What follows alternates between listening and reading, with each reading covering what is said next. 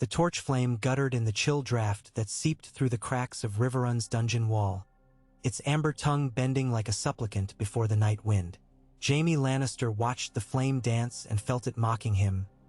Golden, flickering, vain.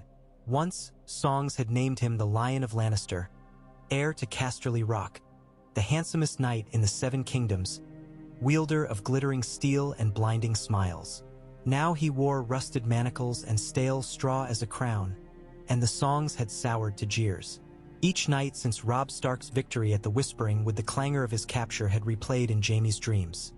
Hooves drumming, banners snapping, Grey Wind's jaws closing on his destrier's throat, Robb's dire gaze hammering home that youth could outshine seasoned steel.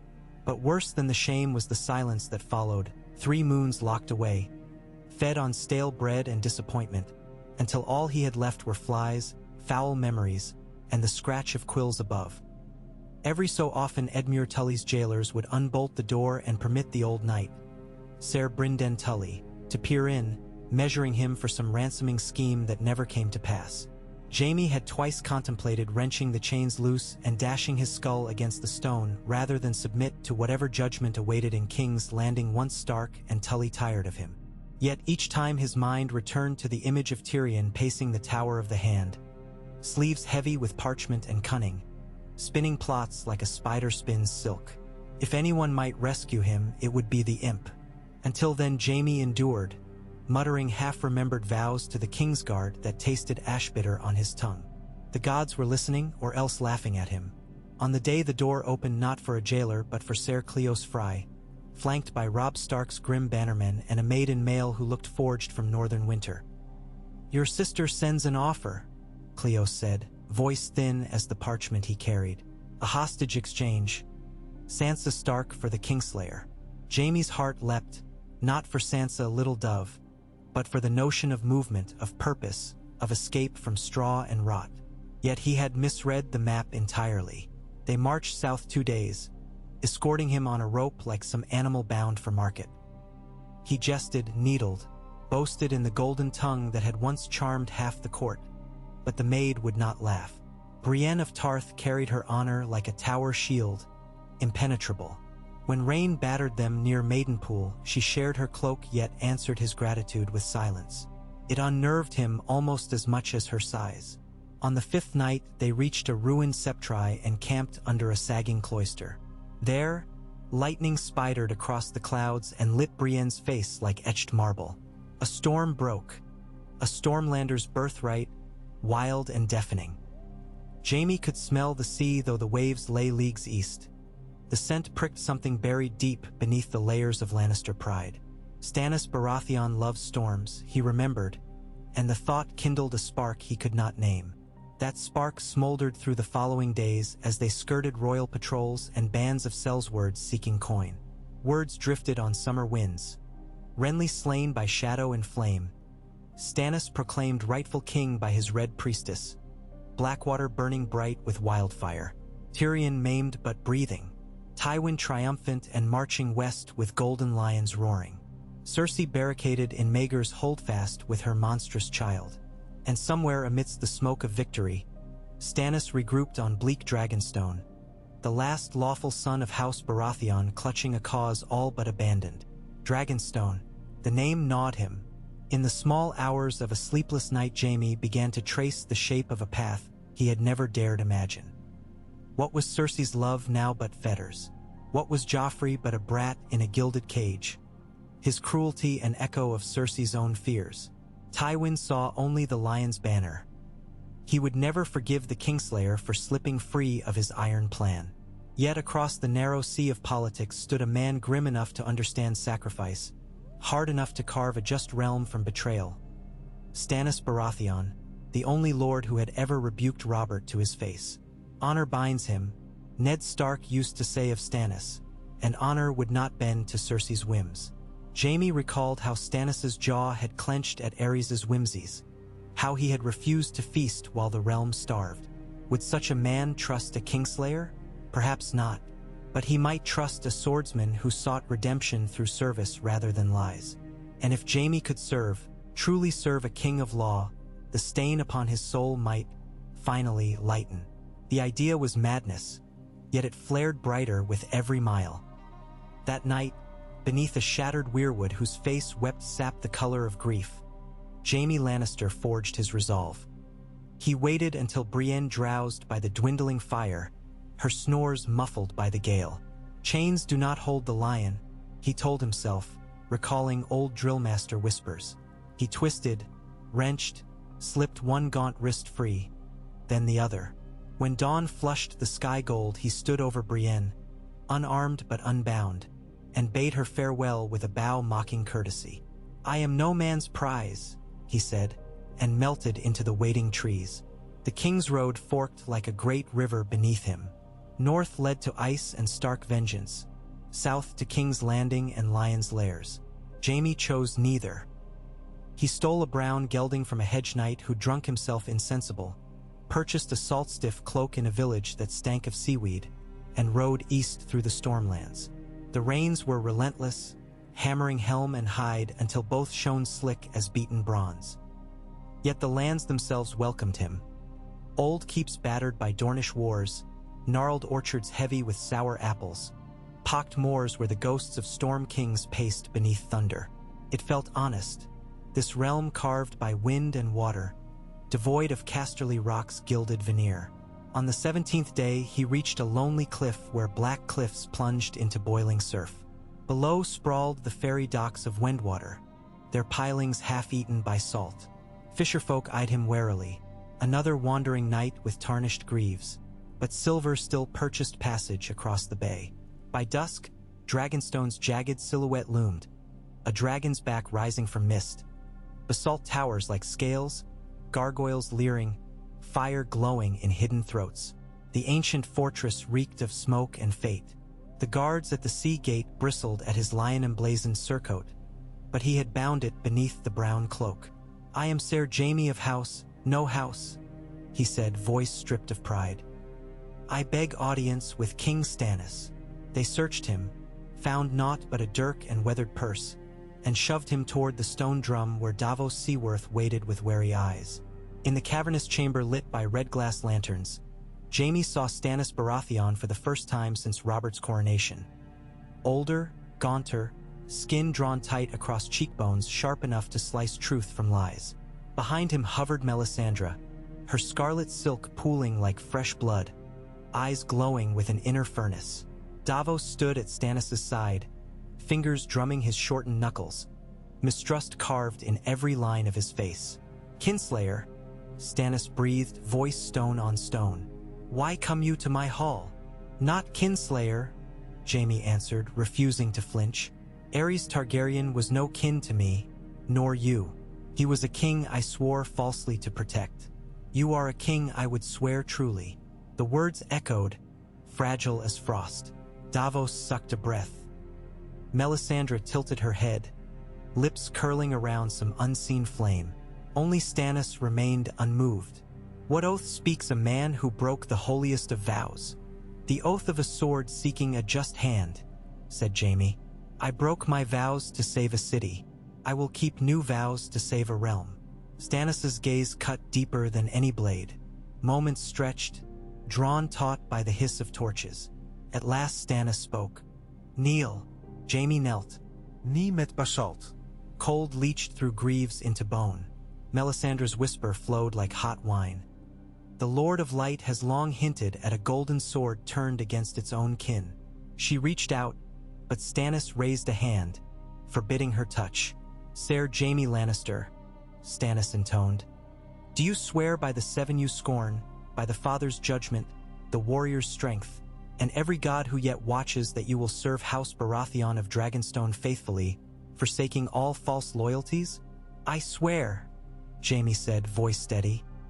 He felt chains fall invisible from his wrists, replaced by weightier bonds of choice. "Rise then, and stand among my knights." Stannis turned to Davos. "See that he is armed.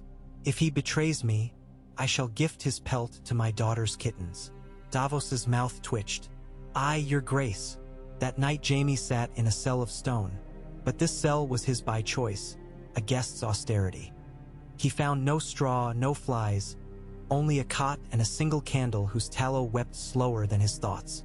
He wondered if Cersei felt the moment a thread between them snapped. He wondered what song the bards would forge from a lion's roar shaved down to a storm-born thunderclap. Day by day Dragonstone remade him. Master-at-arms Ser Roland Storm sparred with him at dawn on the rain-slicked yard. Wooden swords clacking, bruises blossoming like purple banners. Jaime's right hand, sure and lethal, remembered every feint, every brutal riposte. Yet he found himself lingering after bouts to train squires too green to stand steady, correcting stances, praising heart.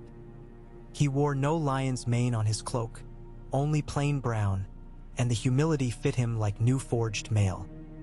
He dined among common knights who spoke of hunger in the Crownlands, of Tyrell plots in Highgarden, of Bolton flaying in the north. He listened, truly listened, for the first time in years, and found the realm riddled with wounds that golden coins could not heal.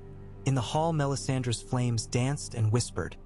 She claimed to see shapes of shadow and sword, a lion roaring beneath a red sun. Jaime scoffed at prophecy yet felt unseen cogs grinding toward war. On the 22nd day Stannis summoned him to the chamber of the painted table. The map of Westeros sprawled beneath a canopy of smoke-stained beams, seas and forests rendered in ancient oils. Stannis touched the Kingsroad. Tywin marches to Riverrun, he said. Edmure Tully's banners wilt. Robb Stark bleeds in the west. The realm turns crimson while Lannisters gorge on victory. His eyes drilled into Jaime. You know your father's mind. Will he bend? Tywin bends to nothing but power, Jaime answered. He would sooner shatter the realm than yield. He paused, voice thick. But he respects steel. Cut his supply lines, burn his gold mines. He will feel that blade. Dragonstone has ships but not men, Davos interjected. We'd need Riverlanders to rise again, Stormlanders to follow their true king. Jaime Lannister might secure both, Melisandre murmured, gaze flaring. The lion's roar can scatter lesser beasts. Jaime inhaled salt air tinged with ash. I can speak to Edric Storm, he offered. Bastard's chatter flows through gutter and hall alike, and I know the weak seams of the rock. But we must move before Tywin corners the north and crowns Joffrey with corpses. Stannis's knuckles whitened on the table. So be it. You will ride for the trident with Davos. Take my letters. The storm that greeted them off Crackclaw Point was the worst in memory. Waves towered, masts shrieked, sailcloth ripped like parchment. Davos cursed, steering running tide between jagged rocks by touch and prayer.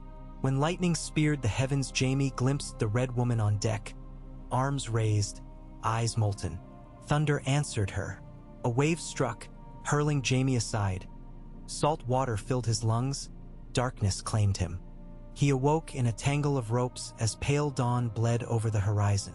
Running tide had grounded on a shoal half a league north of Maidenpool. Mast splintered, crew bruised but alive. Melisandre stood over him, hair plastered to cheeks, lips curved in something not quite a smile. The Lord of Light spared you, Kingslayer, she whispered. He'll regret it if I drown again, Jaime rasped, spitting brine. Yet even as he jested he felt a tremor, an echo of warmth in his chest as though some unseen forge had stoked embers long cold. They salvaged tack, arms, provisions, then set hoof upon sodden earth. The King's Road ahead lay choked with refugees fleeing iron-born reavers, with hedge knights seeking coin, with stark deserters limping south in ragged pelts. Here was the realm stripped of banners. Hungry, weary, vengeful. Davos gave copper to mothers clutching babes. Jaime offered sword lessons to a boy whose hands shook too fiercely to grip steel. In each exchange he felt the weight of his crimes measured against new-minted deeds. At dusk they made camp by a half-collapsed windmill. Jaime cleaned his blade beneath dying sun, bronze gleam fading to sanguine. Davos approached, squatting on his haunches. Why do it? The Onion Knight asked. Why serve the man who besieged your kin? Jaime considered. Because Stannis is the only man who has not lied to himself about this war. Because the realm deserves a king who keeps his word even when it tastes of iron. He paused, flexing fingers scarred by chains. And because I'm tired of being a villain in songs sung by fools. Davos's eyes softened. Aye, villains and heroes are threads in the same tapestry. It's the weaving that matters. He clapped Jaime's shoulder. Come the morrow we seek Riverrun. Let's hope the Tully fish will bite. What followed was a journey measured not in leagues but in reckonings. At Harrenhal they found charred ruins and Bolton-flayed men strung from archways. Jaime recognized the brutality his own house had once unleashed and did not turn away. He helped cut the dead down, buried them with sweat-rough hands, and whispered a vow to do better. At Raventree they traded saltcod for passage across the Trident. Blackwood archers watched from ebon-barked limbs as the lion rode beneath the stag. Rumors spread before them. Kingslayer turned Storm's lion, golden sword in service to fiery king. Some laughed, some spat. Yet at every hearth they left seeds of doubt in Tywin's invincibility. Near Acorn Hall they encountered free riders sworn to House Derry. Swords half-drawn, they demanded fealty or coin. Jaime stepped forward, cloak swirling, and offered single combat. Steel rang beneath oak canopies, ants scurrying from the tremors. His blade flashed like summer lightning, but he fought to wound, not kill, and when his foe yielded, Jaime offered him Stannis' justice. Land for loyalty, law for blood. For riders knelt, astonished. By night's end they bore stag pins on cloaks once sewn with harps. And so Jaime Lannister wove a quiet insurgency of honor along the Trident, eddy by eddy, until the river itself seemed to murmur of change. Yet shadow lengthens where light spreads. Tywin Lannister was not blind to whispers born on Raven's wing. From Harrenhal to Pink Maiden, his agents scoured taverns for golden hair and storm-sung oaths. A bounty glittered, a chest of coins for one Kingslayer's head. The snare closed at Maidenpool. Gold cloaks and borrowed mail stormed the broken anvil in where Jaime and Davos shared ale with disillusioned riverlords. Blades clashed amid spilled lantern oil. Davos hamstrung a cell's word with a dagger clenched in maimed fingers. Jaime parried 3 at once, pushing them back step by punishing step. But numbers swelled. Torches set thatch alight. Smoke thickened. Lyra Waters darted through chaos, bearing Stannis' sealed letters. A crossbow twanged, the bolt meant for Jaime, but she thrust him aside. Wood cracked. He heard her gasp, saw crimson blooming on her breast like a rose of Dorne. Rage older than castles roared in him. He cut through 2 men with strokes so swift they never knew death's approach, then scooped Lyra up, cloak smothering embers as he broke through a rear door into night's embrace. They fled through alleys stinking of charcoal and fear. Behind them the inn collapsed, a pyre devouring secrets. Davos emerged coughing, gripping the letters. Ser Roland came after, limping. They reached the stables where Grey Gull, Jaime's dappled mare, stamped in panic. He mounted, cradling Lyra. Her eyes fluttered like moth wings. "You swore to serve," she whispered, blood on lips. "I will," he swore, and spurred into darkness. Near the village of Saltpans, Lyra breathed her last beneath a sky blushing rose-gray. They buried her beneath a crabapple tree standing lonely on the barrow. Melisandre's words, "Golden sword turned against kin," echoed like funeral bells. Davos said prayers to the 7. Jaime said none, knowing words could not arm the dead. His purpose sharpened. Riverrun lay a day's ride. Tywin spies surely perched in every rookery. Still Jaime rode cloaked yet unflagging, each hoofbeat a promise. At sundown the castle's red sandstone walls rose over the lazy tumblestone, banners drooping in moist breeze. Strange to see the Tully trout swimming still while lions prowled outside. Yet the siege had not fully broken the riverfolk. They reached the Sally Port cloak-shrouded. Davos presented Stannis' letter sealed in royal black. The guards eyed the stag sigil, but the name within Edmure Tully opened the gate. Torchlit corridors led them to the great hall. Their Lord Edmure slouched on a high seat, cheeks hollow, beard unkempt from months of siege. Beside him sat the Blackfish, eyes like arrowheads. Robb Stark's crown rested on an empty chair draped in direwolf cloak. The king in the north was far west, and Riverrun felt the distance like frostbite. Jaime stepped forward, helm in hands, flaxen hair matted from rain. Murmurs rippled. Edmure half rose, face blanching. "You! I come not as foe," Jaime said. "I come bearing terms from King Stannis Baratheon, rightful heir to the Iron Throne." The hall erupted jeers, threats, laughter. Jaime weathered it. When noise ebbed, he unfurled a parchment. An offer of alliance, of restored Riverlands under Tully rule, of justice against those who'd slaughtered at the Red Wedding, should Riverrun declare for Stannis and lend men. The Blackfish listened, fingers steepled. He asked pointed questions. Could Stannis truly contest Tywin's coin? Would the North trust a Baratheon when their own war raged? Jaime answered with honesty salted by shame. He spoke of Tywin's ruthlessness, of Joffrey's madness, of a realm bleeding from greed.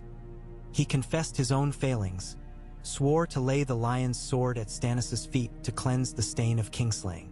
When he finished, silence cloaked the hall. Edmure swallowed. "My niece is in the lion's claws," he said. "My people starve." Yet his eyes glimmered with something like hope. The Blackfish rose. "Kinslayer you may be, but you speak truths others fear. Let us parley further." He motioned to pages. Food, wine, and bedding for our guests. That night, in a snug chamber overlooking moonlit water, Jaime dreamt of Casterly Rock crumbling, its golden halls hollow as drums. He dreamt of a stag banner unfurling atop the Red Keep while small folk cheered. He dreamt of a girl with dark eyes gasping upon a bolt. That memory jolted him awake. He rose at dawn, donned mail heavier than guilt, and joined Davos in the solar where Edmure and Brynden awaited. Negotiations unfurled like banners in hesitant breeze. The Riverlords would ride if Stannis marched with them, if the North answered likewise. Ravens must fly to Robb Stark, to the Vale, to Dorne perhaps. Jaime offered himself as hostage, proof of sincerity. Brynden's brow arched at that, yet the Blackfish nodded. A lion bound by honor might cow Tywin more than swords. Within 2 days the pact was signed in ink dark as fate. Edmure clasped Jaime's forearm, voice thick. "For Lyra Waters," he said. Jaime inclined his head, unable to answer past the knot in his throat. In the weeks that followed, the trident churned with musters. Banners reappeared from moldering chests. Mallister eagles, blackwood crows, piper flutefish, dairy silver unicorns freshly repainted. At their heart rode Davos Seaworth in Stannis' colors, and beside him Jaime in plain steel, no lion rampant, only a braided cord of black and gold at his wrist. Lion's oath new forged. Ravens winged north. One reached Robb Stark near the twins, another soared over the neck. What answer they carried none yet knew, but whispers grew. The young wolf might march again. Tywin Lannister felt the tremor. From his camp near Derry, he dispatched Ser Adam Marbrand east with 500 riders to intercept a gathering at Seaguard. Jaime anticipated as much. He led 200 Riverlanders along hidden tracks, ambushed Marbrand's vanguard at dusk. The fight was brutal amid willow copses and boggy streams. Steel flashed, horses screamed, men drowned in mud that drank their blood. Jaime's arm ached, vision blurred. Yet when dawn broke, Marbrand's banner lay trampled. His men fled or yielded. News raced like wildfire. For the first time since Ned Stark's death, a Lannister host had been broken in open field. And broken by a Lannister no less. Small folk named him the Oath-Turner, the Storm Lion, the Blade of Second Dawn. Tywin's rage could have melted Valyrian steel. He pulled back toward King's Landing, sending ravens stuffed with gold to hire every sellsword north of the Arbor. Meanwhile Stannis lifted anchor. 30 warships braved autumn gales, black sails emblazoned with crowned stags. Melisandre's fires blazed on each prow, crimson tongues licking salt-dark sky. On a cold morning with breath frosting before lips, the hosts converged near Duskendale. Stannis' fleet offshore, Riverlord levies inland, Stormlander knights landing in waves. At the cliffs above Spitfire Bay, Jaime stood beside Davos watching sunrise paint the water with wounded gold. Gulls wheeled overhead, shrieking like heralds of war. Davos drew his cloak tight, "We've woken the realm," he murmured. "Now we must guide it before it tramples us." Jaime flexed his gauntlets. "Let the realm come. A lion has many lives, and I've only just begun to live this one." Behind them, banners cracked. Ahead, destiny unfolded its labyrinth.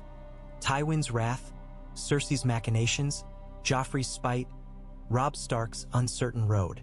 And through it all strode Jaime Lannister, once Kingslayer, now oath-forged knight in service to storm and justice, ready to carve a new name in the annals of Westeros. If the steel of his resolve proved stronger than the sins of his past. The wind whipped salt and promise around him as the stag banner unfurled over the cliffs, its shadow merging with his own. And in that meeting of shadow and scarlet dawn, the story of the Storm Lion truly began. Mist clung to the cliffs above Spitfire Bay like pale wool draped over a giant's shoulders, and the damp seeped through Jaime's clasped gauntlets while he watched dawn bleed slowly into the eastern sky. Salt spray drifted up the rock face, coating every breath with brine. Below, the anchored warships of Dragonstone rolled in the long swells, black-hulled leviathans with crowned stag figureheads that seemed to challenge the waves themselves. Spars creaked, rigging hummed, and somewhere on the quarterdeck of Lord Steffan and Axeman struck the ship's bell to mark another glass, the sound echoing through fog like a distant tocsin summoning ghosts rather than sailors.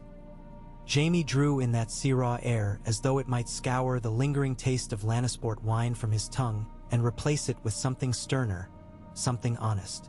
The cliff path behind him came alive with muted steel as Riverland levies filed into position. Mal Lister men in dulled silver scale, a knot of Blackwoods cloaked in black and crimson, lean archers from House Piper carrying flutes etched upon their quivers. They were only the vanguard, one thin edge of a force still gathering along the coast from Duskendale to Crackclaw, but they filled the air with the sense of oiled leather and oaken shields, and their breath drifted in white plumes. Stormlander banners mingled among them. House Fell's Thunderbolt, House Wild's Dancing Bear, the crowned stag of Baratheon itself worn by 100 grizzled knights who had marched behind Stannis at Storm's End and trusted him still. Each banner tossed in the stiff onshore wind, and whenever a gust caught the largest of them, it snapped like a whip, punctuating the low murmur of thousands of boots finding purchase on frost-slick ground. Jaime stood apart, his own cloak plain brown, his gilded lion left in the sea wind with yesterday's identity. The only trace of Lannister gold was the subtle filigree at his sword's hilt, Valyrian steel forged for the Kingsguard long before he first drew breath. He had considered having the grip rebound, the guard filed smooth, anything to erase its history, but in the end he left it unchanged. Let the past ride at his hip as reminder and burden both. Only deeds could alter what the blade meant now. A lone figure emerged out of the drifting mist. Ser Roland Storm, massive shoulders hunched against cold, damp settling on the worn steel of his half-helm like beads of dew. He carried a brass-bound lantern whose sputtering wick spat faint sparks that vanished the moment they touched the air. No sign of the Lord of Light's sunrise miracles. The bastard of Night Song growled, voice roughened by sleep and salt. One would think the Red Woman's fires would drive off this fog. Jaime managed a thin smile. Perhaps the flames burn inward today.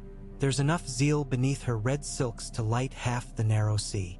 Seems I won't be warm until midday either way, Roland muttered, but his posture eased. It pleased him to trade japes before a march. Lord Davos sends word we ride within the hour. He's drawn a plan to strike Rosby first. Plenty of grain stores we'll need for the siege. Blackfish agrees. Jaime's gaze drifted toward the inland road, little more than a pale ribbon winding through pine and heather. Beyond it, 2 days' ride lay Rosby's low palisade and, farther south, the red brick walls of King's Landing glimmering behind their curtains of smoke and vanity. Grain alone would not starve Cersei, but a swift victory, a banner toppled, the realm noticed such things. If we move fast enough, Tywin's ravens won't beat us to the city, Jaime said. Tell Davos I'll lead the first pike screen. Stormlanders behind me, Mal Lister men in reserve. The castle's garrison is small. Roland's brows lifted beneath his helm. You'd take the point? If a lion is to roar for Stannis, better it roar loud. He touched his sword hilt. And it spares some Stormlander lad the same arrows that might rightly find me. A grunt that might have been approval or skepticism escaped the bastard knight. He dipped his lantern in farewell and strode off to relay orders. Jaime remained on the cliff edge, listening to the sea and the ragged breaths of mustering soldiers, until hoofbeats sounded behind him. Soft for such weight, measured as a maester's quill.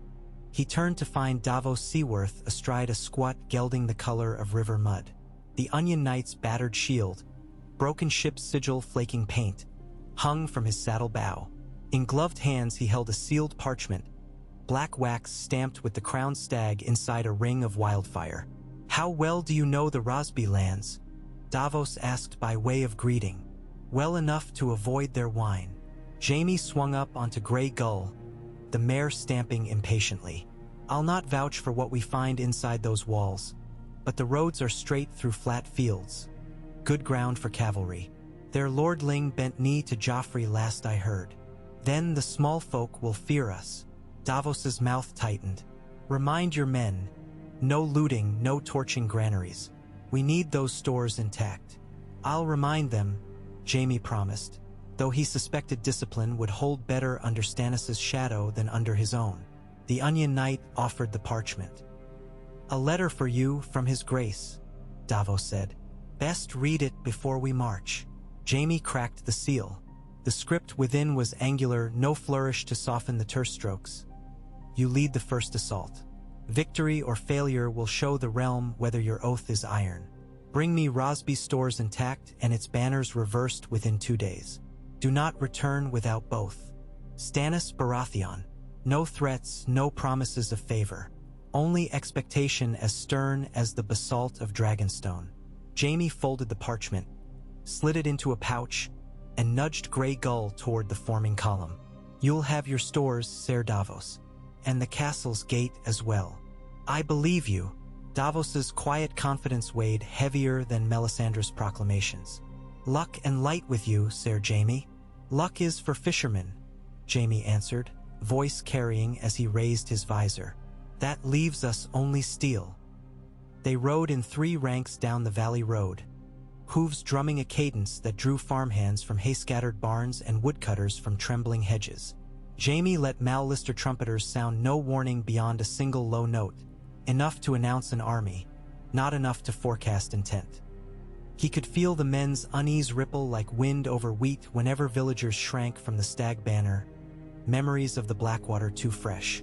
Stannis Baratheon's name still conjured burning ships and shadowborn rumors, but unease tempered steel, and discipline minted it into something deadlier. The first clash came scarcely 10 miles south of the bay. A mounted patrol in Lannister crimson rounded a bend in the road, leading pack mules laden with salt cod and barrels of pickled eels bound undoubtedly for the city. Their sergeant barely had time to swear before Jaime's advance guard enveloped them. Swords flashed, a horse screamed, and the remaining riders broke like thrown dice across the fields. Jaime let them run. Fear gallops faster than any courier. By mid-morning Rosby rose ahead. Squat curtain walls atop low earthworks, a thin plume of smoke curling from a single chimney inside. "No banners flew. Jaime signaled halt." He surveyed the battlements through a spyglass. Only 3 mailed figures visible, one carrying a crossbow, the others looking more bored than wary.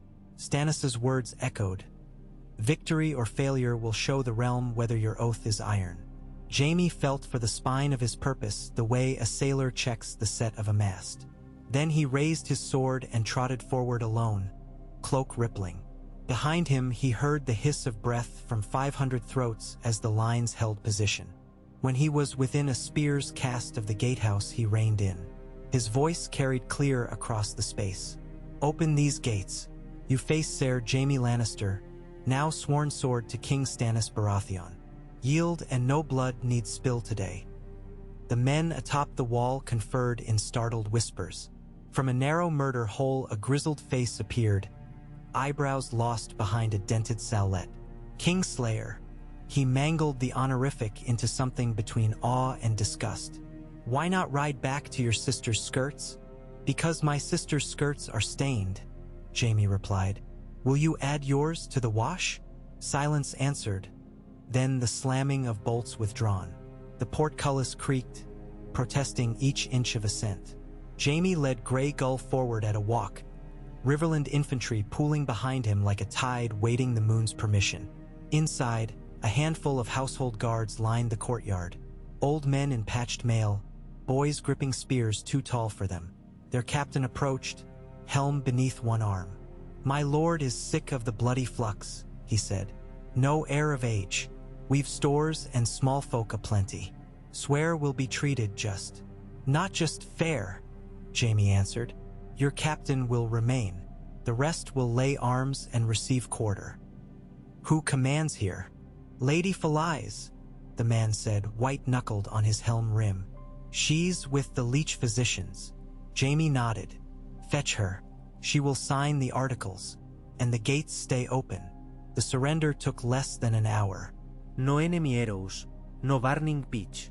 Inside the keep, Jaime found cellars stacked with grain sacks, wheel upon wheel of hard cheese, racks of smoked fish hung from rafters. He posted guards, counted barrels, and dispatched a runner north to Davos with news. Then he walked the outer walls, breathing in air that already smelled freer than it had before dawn. One castle taken without spilling a drop. And if word carried true, as word always did, small folk would soon speak louder of capitulation than of the Blackwater. That night the armies camped under Rosby's walls, fires flickering in steady rows. Jaime shared a modest meal with Ser Galladon Mallister and two of House Blackwood's captains, discussing road conditions, forage prospects, and Tywin's likely countermoves. But even as plans formed, his thoughts drifted again and again to the letter in his pouch. Victory or failure. He pictured Stannis in the painted table chamber, jaw tight, expecting nothing less than decisive progress. And he felt the strange warmth of meeting such expectations rather than defying them. After the meal, Jaime walked the darkened ramparts alone. He stopped at the eastern parapet, where the lanterns of merchants returning to King's Landing bobbed like distant fireflies along the river road. Somewhere beyond those lights, Cersei's restless mind spun webs, perhaps already reacting to news of Rosby's fall. Jaime imagined her pacing the length of Maegor's holdfast, silk gown whispering like serpents, a cup of strong wine clutched so tightly her knuckles whitened. He thought of Joffrey sneering at stories of his treason, of Tommen's round worried eyes, of Myrcella in Dorne longing for songs of summer. He felt for them, all of them, sharp as broken glass in the gut. But he did not regret. It surprised him to discover that. Bootsteps sounded. Davos approached, cloak fluttering. "Your captains say Lady Fealty wept when she put her mark to the surrender," he said softly. "Weeping is better than bleeding," Jaime replied. He glanced skyward. Thin clouds scudded across a quarter moon. "We march again at first light. I want antler piquets 5 leagues ahead, outriders in pairs. If Tywin moves, we need a day's warning. I've already given those orders." Davos rested gloved hands on the battlement. "Word from Dragonstone. The Tyrell fleet still idles at Brightwater Keep. Lord Mace hesitates to sail while his grain ships fetch coin in Old Town. That leaves King's Landing relying on ox carts and fear." Jaime's breath misted. "We tighten the noose each mile, but Tywin will not wait long. If he means to break us before we reach the city, he'll strike between here and Stokeworth. Then we must own Stokeworth before he can." Davos's eyes, gray as dawn waters, fixed on the distant road. But another matter, ravens arrived. 2 from the north. Robb Stark has crossed back over the Green Fork with 11,000 spears. He rides east, the twins behind him. Crossing the twins means he struck terms with Frey. Jaime barked a short laugh. 7 save Walder if he welshed on them after, but for now it puts Stark on Tywin's western flank. And the Vale, still silent. A hint of frustration hardened Davos's voice. "Lady Arryn refuses all entreaties." "Then we make such noise she cannot ignore," Jaime said. He turned from the parapet. "Rest while you may, Lord Davos.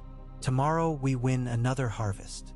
They took Stokeworth 9 days later, though the harvest there was not of grain but of hearts. Where Rosby had yielded at the sight of disciplined ranks, Stokeworth's castellan chose defiance.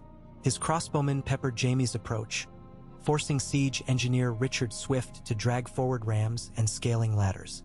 Stormlander sappers undermined a corner tower while Blackwood archers swept the walls clear one corpse at a time. The assault lasted from dawn's first crimson smear until the sun hung high and merciless. When the east tower crashed in a billow of pale dust, the defenders' resolve shattered too. Jaime was first through the breach, sword ringing against the castellan's helm. He offered quarter. The man spat. A moment later the castellan lay dying amid shards of his own bannerman's shield, eyes glazed with shock that the Kingslayer's final stroke had been flat-bladed, meant to knock him senseless rather than kill. Jaime knelt beside him anyway, pressing linen to the gash that still seeped. "Yield would have granted a healer," he said, more to himself than to the fading man. In the end he closed those disbelieving eyes and ordered the wounded tended with the same jars of salve that had traveled south strapped to Stannis' wagons. When dusk settled, fires crackled in the great yard while prisoners ate side by side with victors. Men watched him across the flames, some curious, some wary, many plainly wondering what kind of lion spoke with the voice of a man no longer certain he was king of any beasts. During the night Jaime dreamed of the Red Keep's throne room wreathed in wildfire smoke. He stood once more over Aerys' corpse, but the dead king's face morphed into Stannis', beard smoldering, mouth silently condemning. "Breaker of oaths, you will break this one too." Jaime woke before dawn, heart hammering, hair damp. He wrapped himself in a wool cloak and walked the silent corridors until sunrise banished the dream's heat. As rays cut the chill, word arrived that Lannister outriders had been sighted 6 miles west, scouts testing the roads. Tywin moved at last.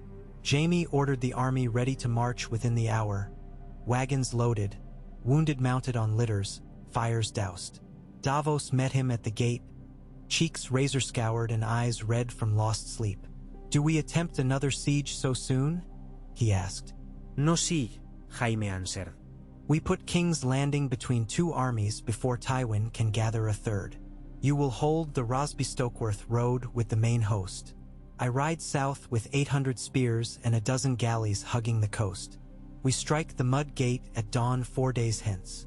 Davos's expression was unreadable save for a slight tightening around his mouth. Concern or approval, Jaime could not tell. "You'll be outnumbered 5 to 1, the Onion Knight pointed out. "I won't breach the gate." Jaime cinched his sword belt. "I only need it." Rattled. "Meanwhile you move north and cut the Blackwater's north bank. If Tywin chooses to relieve the city, he meets us split across a river. If he stays inside, hunger claws his throat. If he rides at you first, then you cross behind him and slam the door." Jaime laid a hand on Davos's shoulder. "Trust the plan. Trust the storm." Davos finally dipped his head. "The storm, then. May it favor us both." With that Jaime swung into saddle and spurred south. He carried with him only what a commander must. A map roll inked by Maester Pylus, a sealed order bearing Stannis' signet, and the quiet memory of Lyra Waters dying under bolts meant for him. Her blood had dried to brown on the inside of his bracer, a faint outline his squire had not been able to scrub clean. He did not let the armorers replace it.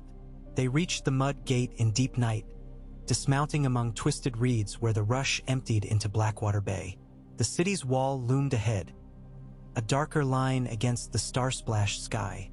Torches dotted the parapet in irregular intervals. Some watch posts slept. The sick-sweet rot of the river mouth mingled with distant smoke and latrine stench. This close, King's Landing smelled like a carcass too big for carrion to finish. Jaime's childhood had known that smell, though memory had salted it with spice and summer court laughter. Now there was only iron and waste and the faint tang of wildfire leaching from the bowels of the city. He left half his force hidden among riverbank willows, the other half creeping up the shallows in flat-bottomed ferries. Their muffled oars made almost no sound. Jaime himself sloshed knee-deep at the head of the first boat, sword naked but lowered. On the wall, a watchman leaned yawning against an arrow loop. When the ferries grounded on mud, Jaime's men sprang silently. Grapnels arced. Ropes hissed. By the time the watchman blinked at the unusual scratching below, 6 Stormlander climbers were already over the parapet. They cut throats cleanly, then hauled the gatehouse chains. The portcullis groaned but rose 2 feet before a rust-seized cog jammed. Jaime pressed forward, boots sucking at slime. "Back!" he hissed. "Noise is our ally now." He sheathed his sword long enough to seize a ram pole. A dozen shoulders drove it at the wooden postern beside the iron-bound main gate. 3 blows. 4. Barring timbers cracked. The next impact shattered hinges. Boards flew inward. Alarm bells shrieked from deeper in the city. Within heartbeats, Lannister guards poured from barracks. Ragged, startled, half-armored. Arrows rained, clattering off shields and helms. Jaime ducked, felt one hiss past his ear. He bellowed for the trumpeter. A single wave of sound rose, curved by the river valley, echoing upstream where Davos waited for his cue to begin his North Bank feint. "Hold the breach!" Jaime roared. He did not order entry. They could not hold ground inside for long. Instead, he deployed archers in staggered slots behind the half-raised portcullis, taking advantage of the embrasures to rake the gatehouse interior every time defenders tried to drop the iron grill. Each Lannister who reached the winch died screaming on riverland shafts. Smoke thickened as defenders hurled pitch, but cross-drafts sucked the flames skyward before they could ignite bridging planks. After perhaps a quarter candle, the first horns answered from the north. Davos moving. Jaime counted the beats: 2, pause, 3, long note. Everything according to plan. He gave the withdrawal signal, a triple drum rap. His men retreated in disciplined half-ranks, still loosing arrows until the last foot stepped off the quay. By the time the gatehouse door slammed shut, the ferries were gliding back into shadow, leaving behind a clutter of spent shafts, 24 enemy dead, and a city abruptly aware it had lost command of its river approach. One ferry lagged. Jaime noticed only too late. A grapnel line tangled midway, jerking the boat broadside. Whistles split the night. A full dozen red-plumed spearmen surged through the broken postern, seizing the rope and hauling back. The ferry's oars snapped. Men began falling into the chill water. Jaime cursed, vaulted forward across a second boat's bow, and splashed into thigh-deep shallows. His boots skidded on slime-slick rocks, but momentum carried him up the bank. He severed the grapnel line with one swoop of Valyrian edge, then turned on the nearest spearman. Steel clanged. A gauntlet glanced his jaw. He answered with a cut that opened throat to spine. Another guard lunged. Jaime parried, riposted, felt the bone bite, the arm drop away. There were too many. He risked a glance. The crippled ferry drifted free, but 3 men still struggled to climb its gunwale.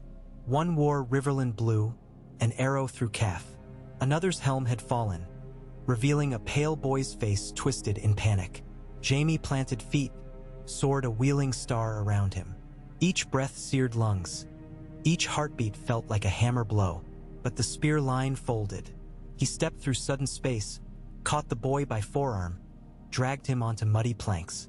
A shaft punched his shoulder plate, glancing off. He ignored the jolt of pain. By the time he scrambled back aboard, the last of the spearmen lay in red water. The gatehouse roared with new activity. Torches bobbed, catcalls promised vengeance. But the ferries had pushed clear, current tugging them beyond bowshot. Only once they were safe in black water gloom did Jaime realize warm wetness trickled beneath his gorget. The arrow had slipped between plates, gouging flesh. He sat hard on a seat thwart while the boy he had hauled aboard pressed linen to the wound with trembling fingers. "Name?" Jaime grunted. "Perkin, sir," the lad whispered. He could not have been more than 15 summers. "Perkin Fletch. I thought I was done." "You think too much." Jaime winced as the cloth soaked red. The pain was distant, overshadowed by surge of aggression that still thrummed through his limbs. But he could feel the arrow's barbed head lodged shallow. It would need cutting out. "Hold fast. We'll fix it once we reach the willows." Perkin nodded, eyes round as moons. Jaime looked forward. Across dark water, the city's outline burned against the stars, torchlight flickering along battlements like glowworms crawling the corpse of a giant. He wondered if Cersei watched from some high window, yellow hair catching firelight, lips pelled to curses. He wondered if Joffrey preened before mirror glass, planning tortures for the traitor uncle. He wondered if Tyrion, healing scarred and half-forgotten, might smile crookedly at news that grudges were not carved solely in red. While the rowers bent to their oars, Jaime allowed himself 5 deep breaths, letting the clangor inside him settle. The wound burned. Pain anchored him in the present, a reminder that his life, newly wrested from the shape Tywin had cast, remained fragile. But purpose burned hotter than the wound, and that flame could not be doused by arrows or sea. Davos met the raiding party at dawn by the river mouth. His smile was weary but firm when he inspected the prisoners. 6 captured gatehouse men bound in pairs, and the spoil: torn grapnels, broken helm crest, torch-snuffed jugs of pitch. Symbols of vulnerability displayed for every Riverlander company to gawk at during breakfast. News spread with wildfire speed. The mud gate had nearly fallen, the river undefended, the Kingslayer himself bleeding for the stag. By noon, small folk from villages as far north as Sow's Horn arrived bearing baskets of barley cakes and dried trout to feed the army sworn to unseat the queen they now cursed. Some brought tidings too. Gold cloaks brawling with starving citizens at the fishmonger's square, septons preaching that the stranger walked the streets wearing lion's skin, potboys fleeing taverns where ale ran out and fistfights erupted over crusts. Jaime listened, arm bound tight in fresh bandages, and he felt the city's pain resonate like vibrations through a blade. Yet victory still perched on a razor's edge. Tywin's main host marched somewhere behind them, covering ground faster than wounded feet and ox-drawn wagons. Helm's horns carried from the horizon at dusk. Scouts sighted dust plumes beyond the Rosby Road. That night Jaime summoned his captains. They convened in Stokeworth's hall, long tables stripped of silver, strewn with parchments weighed by candle stubs. A damp wind rattled shutters, bringing hints of distant thunder. Maps lay pinned across the top board. Ink-washed fields, hachured hills, the sinuous course of the Blackwater rush snaking between armies. Jaime stood at the head, the sword arm he could still raise braced on the table. He met each gaze in turn before speaking. "Lord Tywin will be upon us within 2 days," he began, voice low but carrying. "He will not allow another gatehouse raid, nor further hunger in the city. We cannot stand a pitch battle on open ground. He outnumbers us nearly 3 to 1. But we can make ground our ally."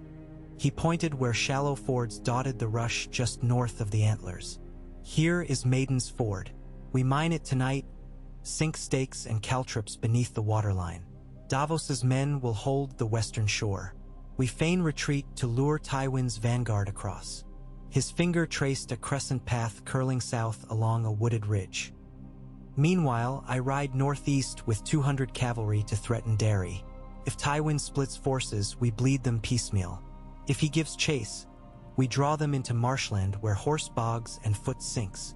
And if none of it worked, he wisely did not say, they would still have time to withdraw behind the walls of Dragonstone or into the Vale of Arryn should Lysa at last open her eyrie.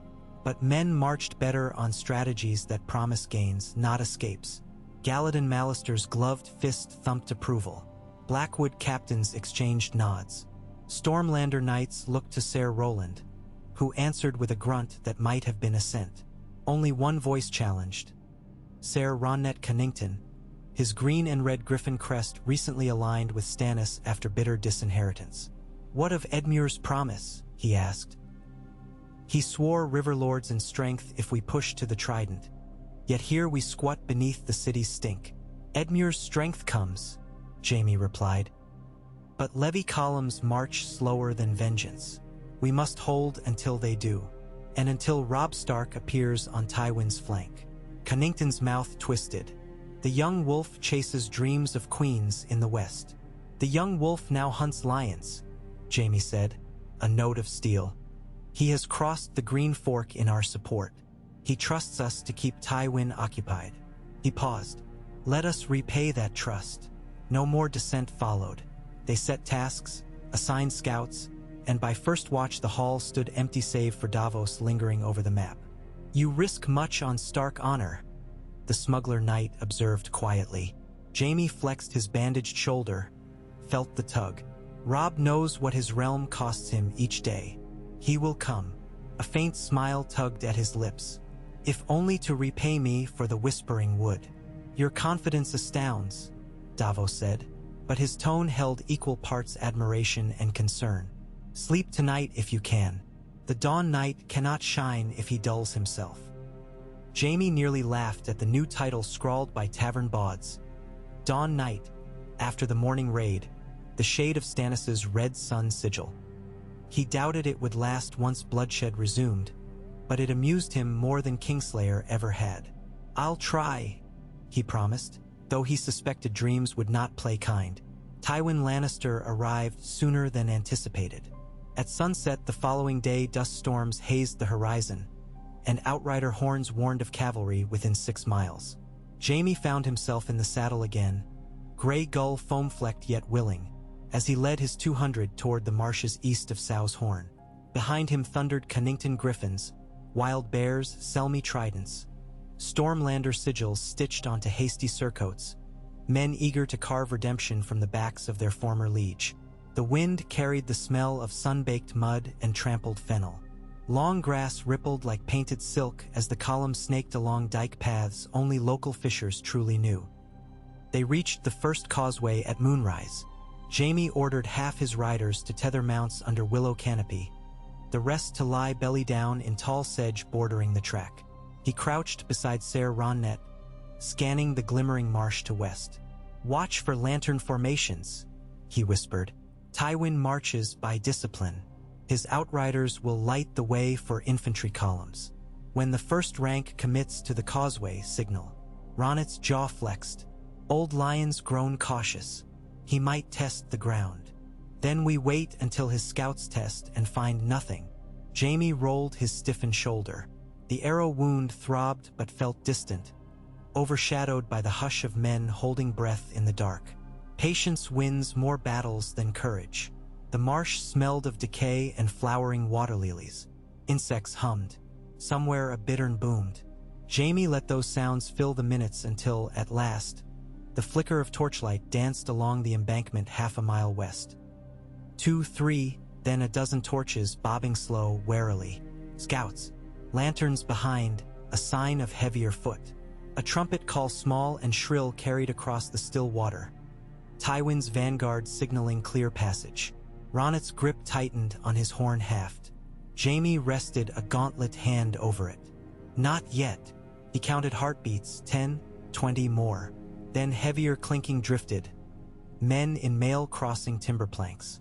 Planks that groaned under mass.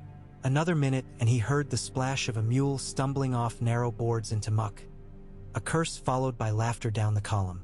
That was enough. Jaime nodded. Ronnet raised the horn. The blast ripped across the night. At once Stormlander riders surged from sedge and shadow. Grey Gull leapt the bank, hoofs splashing into cold marsh water as Jaime drew sword. The vanguard's torches wheeled in sudden panic. Men shouted. Crossbows loosed blindly, bolts whirring overhead. But darkness, and Jaime's deliberate orientation of the attack with moon behind, blinded them. Sabers flashed silver. Riders swept onto the causeway with the force of a tidal bore. The clash was brutal and short. Spear points found throats. Hoofs crushed ribs. Mailed riders tumbled into reeds to drown amid their own bubbles.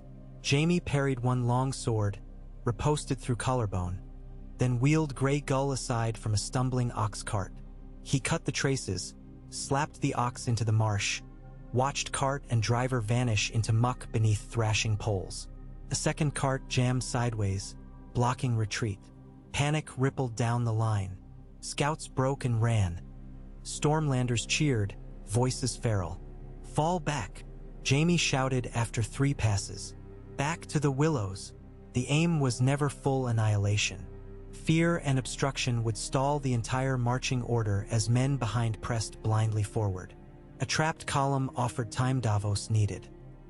His riders peeled away, leaving behind smashed carts clogging planks and at least 50 Lannister dead. Jaime's heart hammered but felt light. Thunder rolled distant. Clouds swallowed the moon. They vanished among willows like ghosts. Through the drizzle that followed, they could hear disarrayed commands rising from the causeway. Curses, demands for engineers, pleas for lanterns, the moans of injured. An hour later, fresh horns answered from farther west, Tywin calling halt to regroup. Every moment he delayed, Davos tightened fitful holds along the north bank. Jaime's force withdrew east by hidden tracks, leaving false traces southward to mislead pursuit. Come dawn, they sheltered in a ruin sept on a mud island, horses knee-deep in sedge. There, as rain hissed on broken tiles, Jaime finally allowed a healer to cut the arrowhead from his shoulder. The maester's daughter poured poppy milk. He refused half the dose. Pain was a tutor he needed awake for now. News arrived by Raven that evening. Davos's engineers had fired bridges at Maiden's Ford, driving back a second Lannister column and capturing 3 siege engines. Riverlord outriders harried supply wagons all along the Rosby Road. Inside King's Landing, riots flared at Cobbler's Square. A baker's shop burned, and 4 gold cloaks were hanged from a gibbet erected by starving mothers. Cersei had ordered the city gates barred and posted heads of traitors on spikes. 2 of them no more than stable boys caught trying to reach the countryside. The realm's wounds opened wider each hour, yet hope stirred among those who watched. Stokeworth's small folk sent boats of cabbages and salted herring upriver under cover of darkness to feed the storm's army. Blackfish's ravens promised Robb Stark had reached Maidenpool. Mallister outriders confirmed Bolton banners riding with him. Surprising news that left Jaime uneasy but grateful for fresh spears nonetheless. As yet, no word from the Eyrie. That night, while rain drummed on cracked stone, Jaime dreamed again of Aerys' throne room. But this time, when he stood over the dead king, the face belonged not to Stannis but to his father. Tywin's cold green eyes stared accusingly up even as wildfire licked the tapestries, setting golden lions ablaze. Jaime watched, rooted, while flames consumed the lion's mane, and in their roar he heard his younger self shouting vows he could no longer remember cleanly. When he woke, sweat chilled his spine despite the poppy.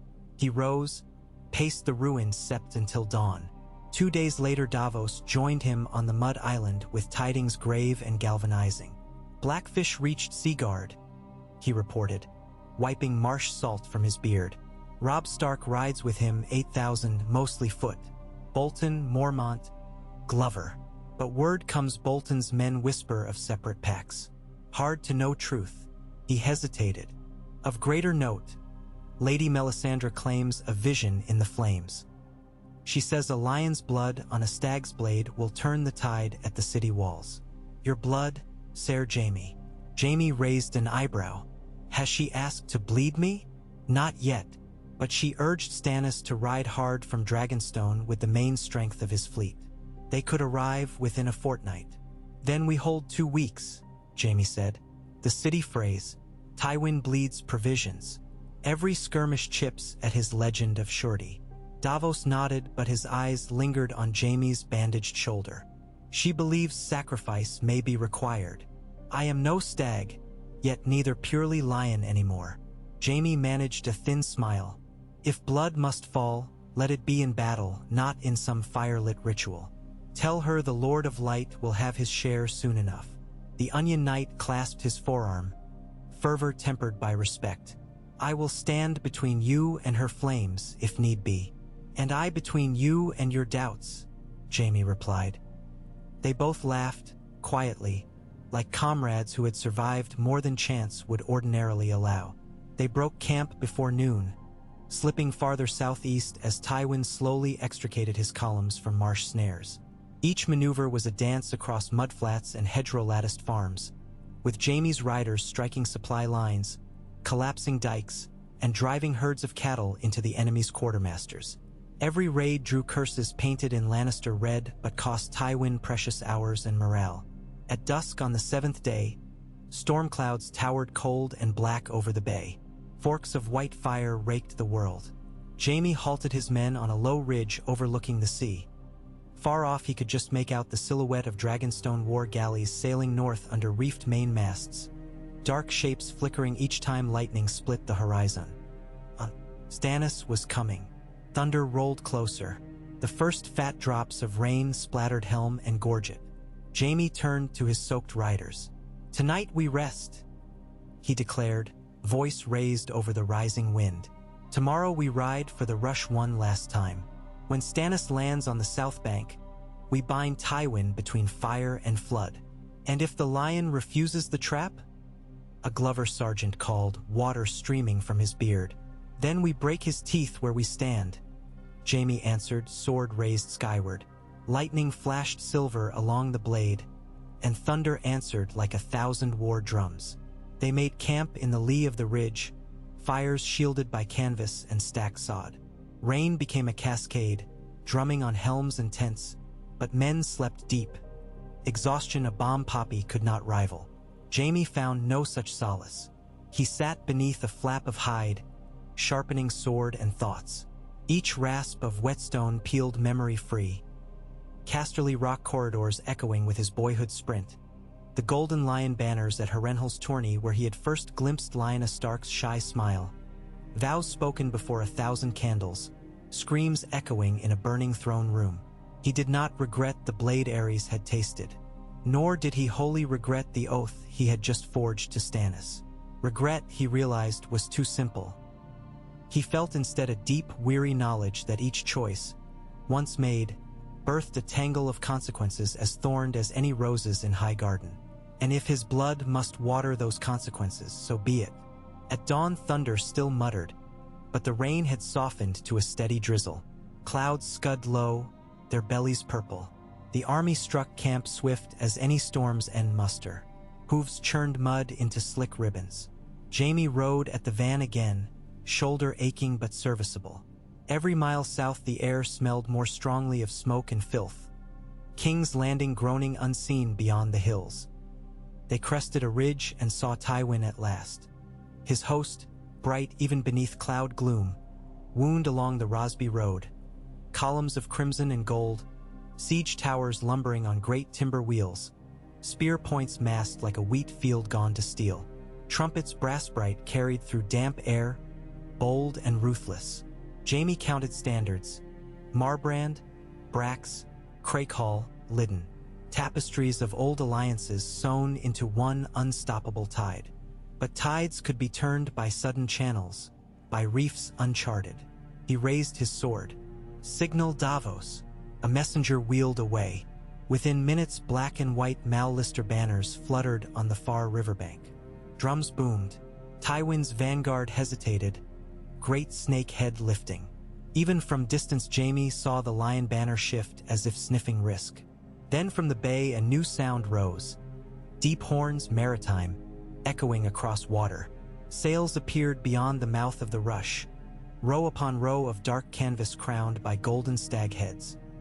Stannis Baratheon's fleet, arriving ahead of Tempest. A roar went up from Riverlander throats. Tywin's column slowed to a crawl, commanders riding to the fore, confusion evident in loosened alignment. Jaime felt exhilaration course like wildfire through his veins. This was the moment at which a war might pivot.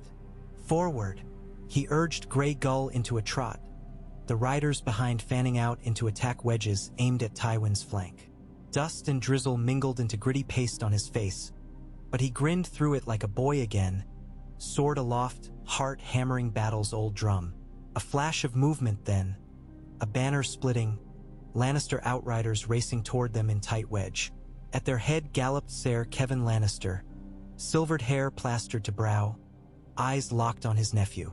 Jaime signaled halt, pulled Grey Gull to stamping halt well ahead of his lines. It was a risk, but Kevin's presence suggested parley. The older man reined to a stop, inches of mud spraying. "Jaime?" Kevin called, voice ragged with disbelief. "I prayed rumor lied." "Would that it did," Jaime replied, shouting over wind. "But truth stands in the rain." Kevin's gaze swept the stag banners mounting behind Jaime. "You array yourself with traitors." "I serve the realm at last," Jaime answered. The city starves under your daughter's vanity. Stand Aside unkle. Let justice enter. Justice. Kevin's voice broke. Justice is a son who rides with his father, not against him. He reached inside his cloak, produced a folded parchment. Your father bids safe conduct if you return. Bring the river lords to heel and abandon this madness. He will name you heir in Tyrion's stead. Jaime stared at the offered letter, rain running off its wax. Once, the promise of Casterly Rock would have set his heart racing. Now he felt only a slow sorrow. I am heir to nothing but my deeds, he said. I've killed a king. I'll not kill a kingdom by propping another tyrant upon the throne. He spurred closer, voice falling. Ride back, uncle. Tell Tywin his path ends in blood or surrender. He can choose. Kevin's shoulders sagged. For love of your father, of the house that bore you, I beg reconsideration. For love of the realm, I cannot. Jaime sheathed sword in a single smooth motion, the truest sign of resolve he could show. Go! Kevin lingered a breath, then wheeled his destrier. As he galloped back, Jaime saw the man's spine stiffen, his head bow under weight of news. A good man torn between impossible loyalties. For a heartbeat, Jaime questioned his own. But only a heartbeat. Behind, horns blared. Stannis' fleet surged upriver under cover of artillery fire from scorpions mounted on bow decks. Flaming bolts arced into the stone of the north bank, shattering ranks of crossbowmen. Riverlander drums beat.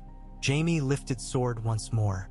Across the muddy plain Tywin's standards redeployed, forming shield walls west and south. Lightning forked. Thunder boomed. Rain thickened to a curtain. Somewhere a war horn keened so high it seemed to tear the sky's belly. Jaime Lannister, lion no longer solely of Lannister but forged anew in Storm's foundry, kicked heels to Grey Gull's flanks and plunged downslope into history's maw. Around him riders yelled house words half forgotten and half reborn. Stil met stil. Mud swallowed men whole. Arrows darkened the air like migrating crows. In that chaos Jaime found a strange, fierce peace.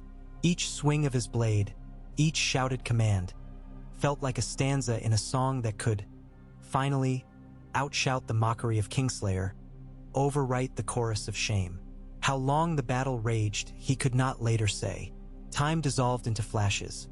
Roland's storm lifting an enemy standard ripped from a Brax captain's corpse.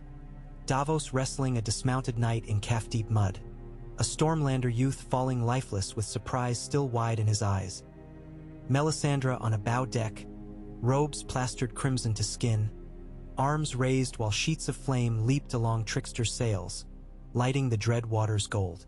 Somewhere, amid that storm of dying and defying, Jaime crossed blades with Ser Adam Marbrand atop a low hillock churned to soup.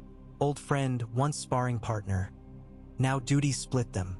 They traded 6 strokes before Marbrand's horse lost footing and pitched sideways. Jaime pulled his cut, offered a hand.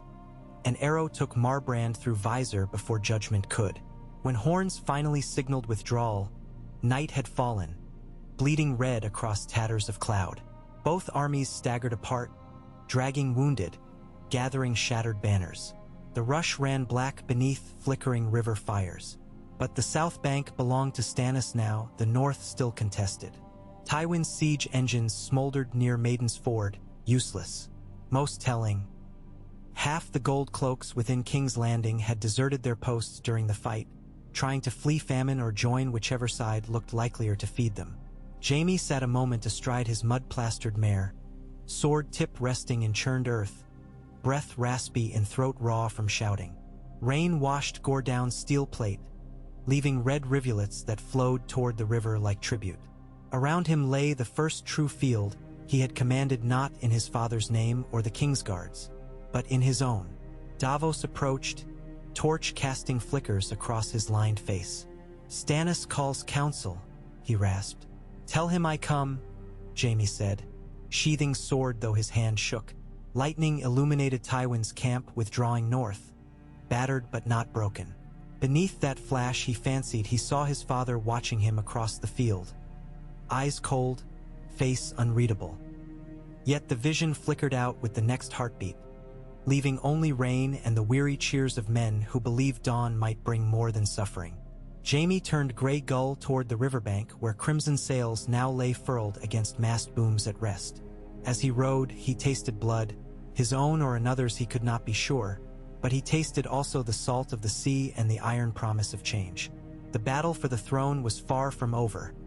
Perhaps it would never be over in a realm built on swords. But tonight he had chosen where to plant his blade, and the earth beneath had not rejected it. High above, thunder rolled again, as though the seven themselves debated the day's outcome. Jaime only tightened his cloak against the chill and urged his mare onward, deeper into the heart of the storm he had helped call forth, determined to see it through until the last lightning bolt struck or the sky cleared blue with fragile possibility. Rain hissed across the encampment fires like handfuls of sand flung onto anvils, each spark surrendering with a sullen glow before vanishing into the dark. Jaime ducked beneath the sagging sod lean-to that served as council tent and tugged his cloak free of his shoulders. Water cascaded in a sheet, splattering the scraped earth at his feet, leaving his mail shirt steaming in the glow of 3 guttering lamps. The tent stank of wet wool, damp parchment, and the ferrous reek of fresh-washed blades. Around the low plank table Stannis' captains sat or paced in weary circles, boots squelching on mud mats that had once been canvas bedrolls. Stannis himself occupied no chair. He stood beyond the lamplight, arms rigid behind his back, studying a battered oak chest pressed against the canvas wall. The lid lay open. Within, atop black velvet frayed with salt crystals, glimmered the burnished crown that Robert had forged from antlers and shadowed iron. Every curve of the antlers cast thin spines of candlelight across the tent. Jaime knew that crown. He had watched Robert hurl it across the throne room once, drunk with grief for Lyanna, cursing its weight. Now it rested silent under Stannis' hard stare like an accusation. Jaime cleared his throat. "You summoned me, your grace." Stannis neither turned nor spoke. Instead, he reached into the chest, lifted the crown with slow precision, and set it on his brow. The antlers framed his face starkly, as though carved by the same chisel that had hewn the jut of his jaw. When at last he faced the table, silence cloaked the gathered men. Davos, Ser Roland Storm, Ser Galladon Mal Lister, Maester Pylus, 24 Riverland raiding captains, and Melisandre flaring crimson near the back like a coal that refused to cool. Jaime inclined his head, accepting both rebuke and challenge in the gesture. His own mantle was crusted with blood turned dark by rain. He did not bother to hide it. "The south bank of the Rush is ours," Stannis began, voice stripped of triumph.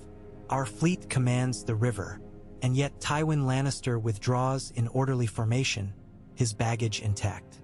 He retreats not routed but repositioned. My victory is incomplete." Davos stepped forward, palms out. "We bloodied him, your grace. His men's morale cracks. The city riots. Food stores fail. Another week of pressure and—" "Another week," Stannis interrupted, "is a chasm in which plots breed. A week grants my enemies time. Mace Tyrell to sail, Walder Frey to betray, Lisa Arryn to dither, and the boy of Winterfell to wander wolves lost." He shifted gaze to Jaime. "You pledged me Rosby in 2 days and delivered. You pledged me Stokeworth inside a fortnight and delivered. Today you pledged me Tywin's capitulation. Yet he lives to hammer another plan on another anvil." The words sliced, but no blood spilled from pride already lanced. Jaime answered evenly, "I pledged to bring your justice to the realm. Tywin yet walks, but the city trembles and his legend bleeds. Each day he does not feed his army is another nail driven." Stannis' eyes, blue-veined with red from sleepless nights, narrowed. Nails alone build no pyres. Melisandre drifted nearer, every movement languid as smoke. "The pyre awaits only the spark, your grace. A lion's blood may yet feed the flames of victory. Azor Ahai forged Lightbringer thrice. Each trial demanded sacrifice." Jaime felt the tense heat thicken though rain rattled the canvas. He met her gaze, pupils huge, reflecting lamplight like polished obsidian. "I am no Maggie's goat to bleed on command," he said, voice low. "You seek sacrifice?" There are plenty dying outside these walls. A king's soul rides the realm's winds, she murmured, but a lion's heart can steady them. When a golden chain is cut, ships drift upon tide's whim. When fire melts the links, Stannis cut across the prophecy. Enough riddles. Ser Jaime's blood seeps already. His stare pinned Jaime's bandaged shoulder. I have warriors dying for want of leeches, yet your wound festers untreated by Maester's needle. It will keep, Jaime answered. The rot died when the arrow was pulled. Melisandre smiled faintly, as though arrows and rot were amusements. Jaime ignored her and unrolled a damp map onto the table, weighting its corners with daggers. Ink had blurred along the rush, but the line still spoke. King's Landing, Blackwater Bay, the Rosby Road, Tywin's last known marching path. Your Grace, Jaime began, Tywin will not risk direct engagement while Stannis holds the south bank. Hill will north, perhaps to Duskendale, perhaps farther to Maidenpool, hoping to link with any Frey or Tyrell relief. But he cannot abandon the capital. Cersei will strip him of command. So he will probe, fast strikes at our supply lines, sowing doubt among Riverland banners. Ser Roland thumped his mailed fist on the table. Let him strike. When his outriders come, my bastards will rip their bellies. Jaime shook his head. Outriders are serpents' tongues. Cut one and another lashes. We need to hammer behind the fangs. Strike where he feels safe. Davos leaned over the map. Casterly Rock? A world away, Jaime said. But there is Lannisport coin riding east now, flowing through Gulltown merchants to fund his war. Intercept those caravans and Tywin's army starves in purse as well as stomach. Stannis tapped the map with nail-hard knuckle. And the city? If I starve it while my enemies starve, small folk suffer first. I would not rule a graveyard. Jaime let the words settle. He had wondered if the Iron King gave weight to such matters. Then we open the granaries we captured at Rosby and Stokeworth, he said. We ferry bread upriver under stag banners. We feed the city small folk even as we choke the Red Keep. Every loaf carried through the mud gate is a dagger turned in Cersei's grip. So long as the people see the stag, not the lion. Ser Galladon raised graying brows. And what stops gold cloaks seizing the grain for themselves? Desperation, Jaime answered. They're as hungry as any beggar. But first we must control the gate and hold a corridor through Flea Bottom wide enough for wagons. We need allies inside. Maester Pylus coughed politely. There are still smiths and masons loyal to Master Solorian in the city. His kin fled to Dragonstone after the Blackwater. He may be sympathetic. Davos rubbed stubble. I can slip men in by small boats after dusk. Smugglers know passages the king's tax agents never learn. Melisandre's voice slid like oil over water. Let them bear torches of the pure fire, so the hungry know whose hand feeds. No torches, Jaime snapped, surprising himself with the heat. We bring bread, not sermons. Stannis' gaze flicked between them, measuring.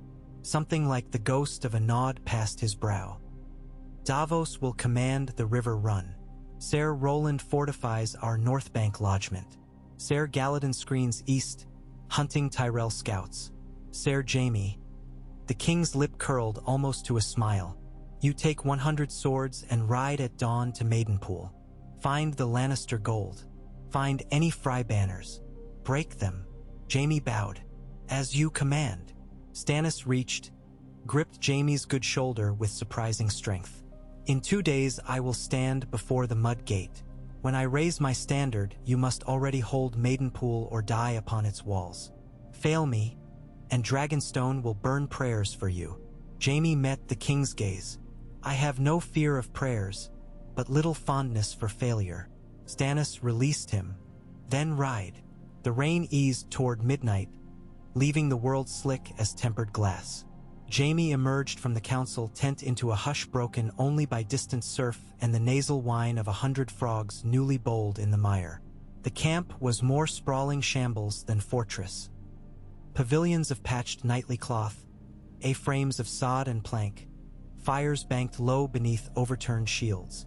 Men slept belly down on reed mats, exhausted, swords looped about wrists by leather thongs lest thieves lighten their burdens. Among them moved healers and silent sisters, bent as though the damp pressed them lower with every corpse they tended. Jaime ghosted between rows, breath clouding. Mosquitoes danced round torch stubs. He thought of Bronzion Royce's remark from years past, "War is a forge that fails more blades than it tempers." He wondered how many of these men would emerge sharpened, how many slag. At an ash pile recently seeded with quicklime he paused. Within the pale heap jutted the charred butt of a spear. Someone's daughter might weep for the hands that once hefted it, never knowing where her father was burned. Footsteps approached. Brienne of Tarth's silhouette cut the gloom, cloak drawn tight, mail hood down. Jaime blinked. Memory flared. The Septri at Crackclaw Point, her sword raised against would-be robbers, her solemn vow to deliver him to King's Landing only to lose him to the night. Since his escape, he had assumed she would trudge north with Sansa or vanish to find her in sewers of rumor. Yet here she strode, rain glittering on pauldron arcs like dew on iron petals. "Sir Jaime," she said, stopping 2 paces off. Her voice remained flint-rough from campaign smoke. "Lord Blackfish sent word Robb Stark's host will cross the Trident by week's end. He means to link at Seaguard, then will south. I ride with Tully outriders." Jaime studied her. A shallow cut marred the plane of her cheek where a blade had slipped past her guard. It had been stitched but not yet scarred. He found himself inexplicably relieved she lived. And Lady Sansa?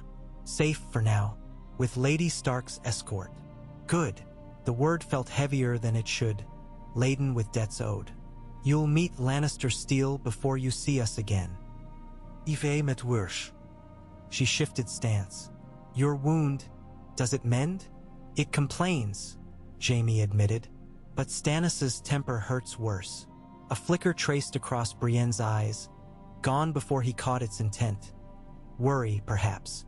She squared shoulders. "Well, we will see which temper rules the day. Farewell, sir. And you, my lady." He almost added "my friend," but swallowed it. Friendship sat poorly between battle lines. She turned, vanishing into mist like a gaunt wraith. Dawn rose swollen and red over wave-churned horizon as Jaime's column mounted. His command numbered 9. Tie 3 blades once he subtracted maimed, cooks, and those destined for pyre before sunrise. A lean host, 40 Stormlander light horse under Ser Ronnet Connington's Crimson Griffin, 20 Mallister lances clad in river blue, a dozen Derry bowmen grim as winter, the remainder Riverland hedge knights riding nags bought yesterday. Not a lion in sight. Good, he thought. Let the world see he unsheathed other sigils now. Grey Gull shivered under him, eager. Jaime patted her neck. The wound in his shoulder tugged worse atop saddle leather, but he clenched jaw and ignored the dull throb. They rode in wedge formation along the coast road southeast. Scrub pine, heather, and gorse flattening beneath a salt wind that never seemed to tire. Around midday the sun broke from clouds, surprising in its warmth. Jaime savored its touch, fleeting as a lover's breath before war parted lips for screams. At Seekard's Crag a ragged trader caravan met them. 5 wagons, 2 broken, oxen half-starved. Their master, a stout Tyroshi with beard plated in copper wire, claimed passage from Gulltown, bound for King's Landing with barrels of olive oil and Myrish carpets. His writ of safe conduct bore the Lannister seal. Jaime slid it with thumbnail, tossed parchment to flutter down cliff face. "The road ahead is unsafe," he said. "Abandon your cargo or turn north." The Tyroshi blustered until Ser Ronnet spurred forward, letting crimson plume dance before the trader's eyes. The merchant relented, begrudging. Jaime ordered half the oil kegs seized, prize enough to fire siege works, and left the man with 3 unbroken wagons and a thin escort of Derry spears guiding him north. "Tell any Lannister scouts you meet that the Dawn Knight rides for Maidenpool," Jaime instructed. "Fear travels faster than truth." Past the crag they pressed deeper into rolling duneland, where beach grass combed the wind and gulls wheeled overhead shrieking at invisible spoils. By evening they reached the ruins of an old watchtower toppled in Aegon's wars. Here Jaime called halt. Fires were forbidden, rations eaten cold. The men grumbled but obeyed. He too chewed salt pork as tough as boiled boot and gazed skyward where stars winked through ragged cloud. Somewhere beyond that black velvet swam constellations older than Valyria, silent judges to all mortal folly. Sleep proved shy. He lay wrapped in cloak, shoulder aching, and listened to see surf pulse like a distant, massive heart. Memory stole in. Cersei's laughter echoing off marble floors, Joffrey giggling as he loosed crossbow bolts at cats, Tyrion scribbling half the night by candlelight, father's boots clicking across solar tiles. That world felt other now, a fable told to children of some distant region called yesterday. When dawn tinted waves lilac he rose, stiff but ready. They mounted and rode on. 2 leagues short of Maidenpool their outriders returned at gallop. Lannister banners in the town, the foremost reported, saluting. 200 maybe, led by Ser Forley Prester. They fortify the east gate. Small folk barred inside. Jaime scanned the ridgeline ahead. Maidenpool crouched in a bowl of low hills thick with autumn vines. Its timber palisade was no match for fire. Its lord, Mutun, had fled when Dragonfire fell in the conquest and never regained full stature. Grain stores, though, were ample. Fields around the pool fertile even in lean years. He spurred forward with Ronnet, cresting the last hummock to spy the town. Smoke curled from chimney clusters. At the east gate a barricade of overturned wagons bristled with pikes. Crimson lion flags snapped above. Prester had chosen high noon to broadcast strength. But inside, between rooftops, Jaime glimpsed the dull gray of roof tiles unpatched and the thin crowds of townsfolk pressing market lanes, restless as bees denied nectar. Ronnet spat. 200 lions think to pen 10,000 peasants? He fingered axe-haft. We sweep the gate, free the commons, feasting begins. Not yet. Jaime studied approach angles. A dry creek bed snaked behind vineyards north. A stands of wind-gnarled cedars offered cover south. Prester knows Stannis rides east. He expects probing raid, not full capture. Will oblige, then strike where he sleeps. He drew quick plans in dirt. Dairy archers creep through cedar brake at dusk, pick sentries. Stormlander light horse feint frontal assault at moonrise, withdrawing down creek bed to lure half the garrison in pursuit. Mallister lances then break cover north, cut return path. Hedge knights breach west postern once guards thinned, raise stag banner on Mutton's hall. By dawn, Maidenpool opened from inside. Commands went out, men prepared. Sun slid to horizon, smearing blood across sea. Jaime watched its descent with odd calm. Somewhere Stannis mustered at the mud gate. Somewhere Tywin fretted at delay. The realm's great game pieces shuffled, blind to pawns beneath. Here, tonight, pawns would choose board edges of their own. Twilight deepened. Dairy bows melted among cedars. Jaime waited astride Grey Gull amid vines heavy with late grapes shriveling on muddy trellises. The sweet rot perfumed the air. He thought of golden autumns at Casterly Rock, grape must staining Cersei's bare feet as they crushed fruit in vats, laughing. He let the memory pass. Laughter had soured. A horn yelped from the gate, Stormlander charge. Torchlight blossomed. Jaime glimpsed Connington's griffin pennon lancing through dust, riders whooping. Arrows hissed from darkness. One torch spun skywards, trailing sparks, then died. Screams followed, some horse, some man. The feint lasted minutes. Stormlanders wheeled away, hoofbeats receding. Pikes marshaled in pursuit. Gate wagons dragged aside enough for sortie. Mallister lances surged from vineyard in arrowhead wedge, pennons fluttering river blue. They thundered across open fields straight into the flank of pursuing pikemen. Spears shattered on shields. Men were trampled into loam already damp with dew. Pikemen reeled. Some fled toward town, but hedge knights spilled from dark orchard to cut them down. Prester attempted order. Jaime saw crimson cloaks forming shield wall before the wagons. He kicked Grey Gull. With me! He and 20 Riverland riders pounded downslope. Crossbows loosed off wall walk. Bolts clattered harmless off raised shields too distant. Within breaths, he slammed into the barricade. A long sword slashed. He parried, drove pommel into helm. Grey gull reared, hooves cracking a pikeman's collarbone. A gap opened. He spurred through Malisters on his flanks. The gate yard became chaos, fireflies of steel under half-moon gloom. Jaime's blade moved in arcs learned before his voice changed. Cut, parry, thrust, slide. Pain in shoulder blurred but did not slow him. Adrenaline burned hotter. He drove point into the hinge of a visor, withdrew, pivoted, hacked downward to sever pike shaft meant for his guts. Ser Forley Prester spotted him, bellowed curse, charged. They clashed before the steps to Mutton's hall.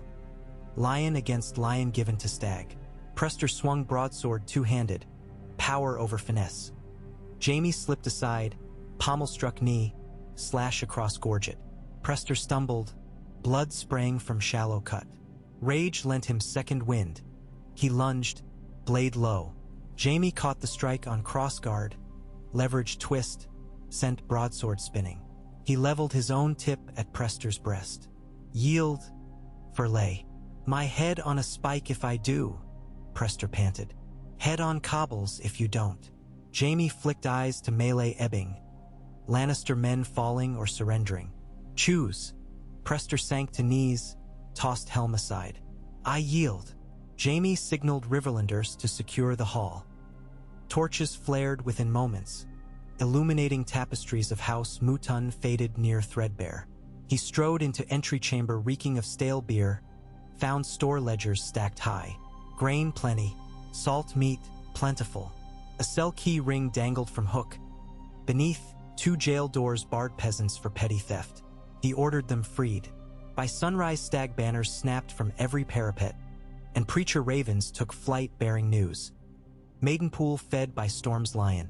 Tywin received the raven at Duskendale's keep, cold dawn light painting his chamber frost. He read the scroll, passed it to Kevin. Prester captured. Maidenpool lost. Grain stores fall to Baratheon's traitor. Tywin's voice remained calm, but a muscle twitched at jaw hinge. Kevin cleared throat.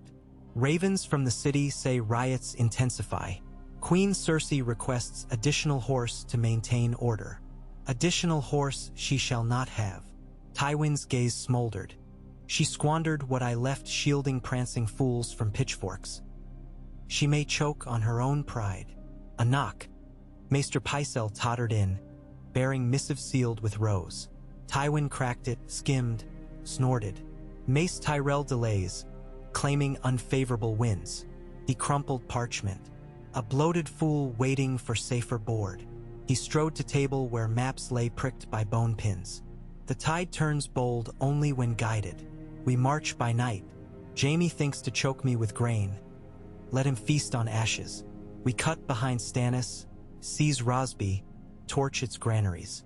Then swing south to sever Davos's river wagons. Kevin hesitated. That leaves the city near unguarded. Let the city discover cost of misplaced loyalty, Tywin snapped. The rabble will learn hunger buys naught but chains. When I return with bread and victory, they will kneel. He turned, cloak swirling, and for first time let voice crackle with fury. My son will watch from Maidenpool as his new friends starve before his eyes. And when they do, I will show him what becomes of lions who forget their pride. Jaime's triumph proved short-lived. By third day, a pallor crept over Maidenpool. Fields black with soot, ash drifting from western sky like the snow of some cursed spring. Scouts rode back gasping. Rosby burns, they said. Stokeworth too. Tywin sacks the stores, driving small folk before him like cattle. Jaime clenched fists so tight the stitches on his shoulder wound popped. Wet heat blooming anew. He sent ravens to Stannis, to Davos warnings. Then he called council in Mutton's hall, still rank with sense of slaughter scraped from flagstones. Tywin wagers starvation, he told his captains. We wager hope. The city still suffers. Our grain here means nothing if boats cannot ferry past his new siege lines. Se galladun slammat fist on bany. We ride after him, strike as he torches. Force him to turn. Jaime shook head. He wants pursuit, draw us from river. Instead, we must restore supply another way. He faced Davos's empty seat, wishing the smuggler were here. There is Black Crown in the Crownlands, saltfish stores untouched, and the Kingswood teems with game. If we lead small folk out the mud gate to hunt and gather, Tywin starves only gilded halls, not the realm. Ser Ronnet scoffed. You would shepherd tens of thousands through war lines? I would open a second front of mouths. Tywin must decide to feed or kill. His legend cannot survive butchering beggars in open fields.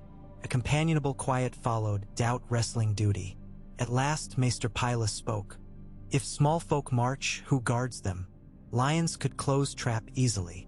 Stark outriders near, Jaime answered. I will ride to Robb, propose joint escort. Wolves and stags shepherd city's children under lion's nose. That tail alone could topple walls. Galadon's eyes widened. Tully Ravens claim Stark force approaches Harrenhal again. Then I ride tonight, Jaime said. Ronnet commands Maidenpool until my return. Keep gates open but swords sharp. He rose. Pain shot down spine, but he hid it. As he left the hall, he heard murmurs behind. Traitor Lion, Stormlord's paw. Perhaps he truly means to save us.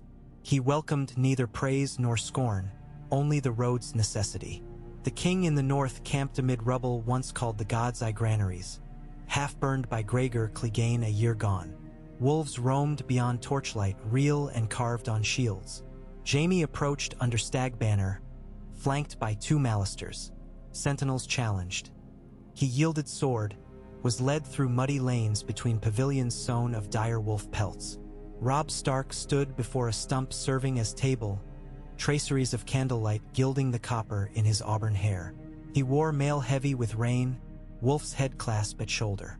A year older than last Jaime saw him, he seemed both older still and yet heartbreakingly young. Lines beside eyes, but wonder still flickered behind stern command. Ser Jaime, Robb said, voice ice over water. I never thought to welcome you, nor I to stand beneath your banner unshackled. Jaime inclined head. Yet war hooks us all. Gray wind patted from darkness, hackles lifting. Jaime forced himself to remain still as the direwolf sniffed his cloak. The beast's muzzle dampened sleeve. Then it turned away without growl. Robb's shoulders eased fraction. What brings you? He asked. Famine, and a chance to end it. Jaime outlined Tywin's scorched grain, the starving city, the plan to escort small folk into Kingswood. Lions prowl but wolves bite. If you lend 3,000 spears, Glover and Bolton men perhaps, Tywin must hesitate. And if he hesitates, Stannis will breach the mud gate. Robb folded arms. I ride south to avenge my kin, not feed my enemy. You feed the people your enemy claims to rule, Jaime countered. Free folk follow those who fill bellies. Easy for a Lannister to preach charity. Robb's lips curled.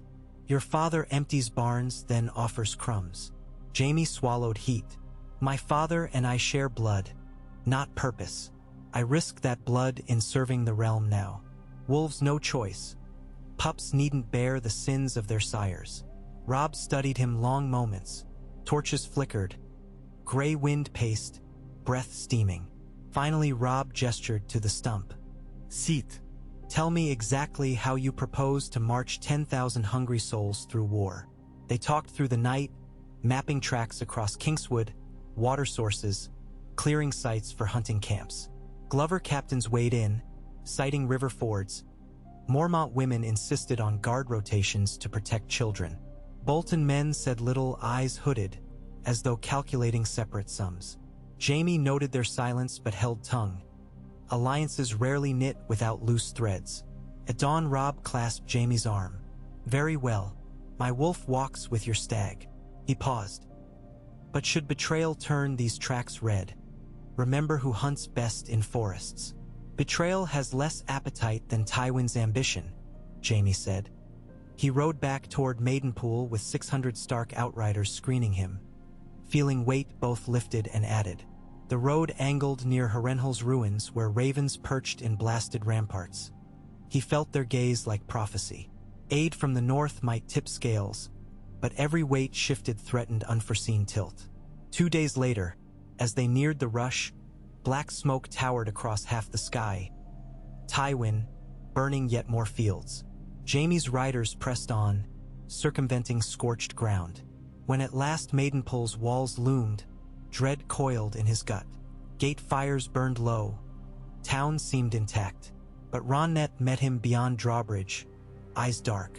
Tywin raids our foragers north of Stokeworth, he reported. Took prisoners, and Melisandre arrives. She demands audience. Jaime dismounted, muscles thrumming with exhaustion. Where's Stannis? Still before the mud gate, but different. Ronnet swallowed. His red woman set great pyre on the south bank. She says victory requires a king's blood. Jaime felt chill sharper than night wind. What blood? Ronnet's jaw worked before words emerged. Edric Storm, the bastard boy, Robert Seed, Baratheon's blood. Jaime closed eyes, breathed once, steadied. Not while I breathe. He rode hard for the riverbank, leaving command to Galladon. Night cloaked the world again, but ahead, across Sedgemarsh, an orange glow pulsed, molten heartbeat of something vast. Drums thudded, chanting rolled like surf. Azor Ahai, Lightbringer. Jaime's mind flashed to wildfire green. He spurred faster. The pyre stood 3 times the height of a siege tower, logs honeycombed with pitch-soaked straw. Atop a narrow platform knelt Edric Storm, wrists bound, eyes wide with terror. Melisandre ascended steps, crimson robe billowing. In her right hand she carried a dagger wrought of pale stone, its edge misting with heat though no hearth touched it. Stannis, helmed and mailed, stood at base, jaw rigid. Davos at his shoulder, face gray. Around them ringed knights and soldiers, torches raised, some enthralled, some uneasy. Jaime dismounted amid startled guards, pushed through circle. Stannis! The roar jerked heads. This is murder, not justice. Stannis did not flinch. The boy's blood carries king's power. Sacrifice now saves thousands later. Sacrifice chosen, not stolen, Jaime countered. He strode to steps. I swore my sword for honor, not butchery. Free him. Melisandre halted, blade poised. You would defy the Lord of Light? I defy shadow that hides behind flames. Jaime climbed the lower rungs. Arrows trained, but he ignored them. His sword scraped free, gleaming with reflected fire. Davos seized Stannis' arm. Your grace, he'd reason. The boy is innocent. Innocence feeds no victory, Stannis growled. Yet his eyes wavered between zeal and doubt. Jaime reached platform edge. Edric looked at him, tears carving white tracks through soot on cheeks. Ser, he whispered. Jaime's shoulder throbbed, stitches tearing as he lifted sword. Blade point glimmered a promise. He met Melisandre's obsidian gaze. Take me instead, he said. I bear king's blood of old undull lines, sworn to your cause. My death's way heavier than his. Murmur rippled. Melisandre tilted head. A lion's blood, yes, golden proud, but lacking kingly seed. Then use both, Davos said suddenly, eyes like storm-tossed slate. A drop of each might equal one. Melisandre's nostrils flared. Blood magic obeys only fire's arithmetic. Stannis exhaled long. The boy lives. Voice hoarse. One more day.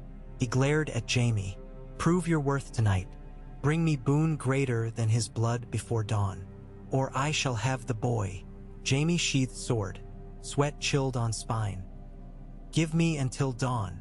He turned, leapt from step to step, pain raking wound. Edric sobbed behind. Torches hissed. Outside the ring he found Davos gripping his arm. What boon can dawn bring? The smuggler whispered. Hope, Jaime said, and a roar. He rode again north, alone save Grey Gull and Mercurial Thought. Dawn lay 4 hours hence. If he could not conjure miracle, a boy burned and Stannis damned. What boon? Grain? Impossible. A hostage? Perhaps. Tywin's camp lay 15 miles upriver. fires marking the horizon like embers blown from forge. Guards would double lines after days' skirmishes. But one man might slip. Jaime recalled secret he had carried years. A postern gate in Harrenhal's outer wall, stones loose where river undermined foundations. Tywin now quartered there. Why not? The ruin offered walls and dread to or recruits. He veered west, clattered across shallow ford, galloped through nightwood where owls swooped silent overhead. Branches tore cloak, rain wet again. He dismounted when towers loomed. Harrenhal's black, twisted bones stabbing sky. He crept along ivy-shrouded curtain, found the postern gap. 2 stones removed, enough for a man lacking plate. He squeezed through, boots sinking in slime. Guard torch bobbed distant. He hugged shadows, traversed collapsed stables, reached inner cellars stinking of damp and death. Tywin's pavilion sat in open courtyard, gold braziers flanking entry.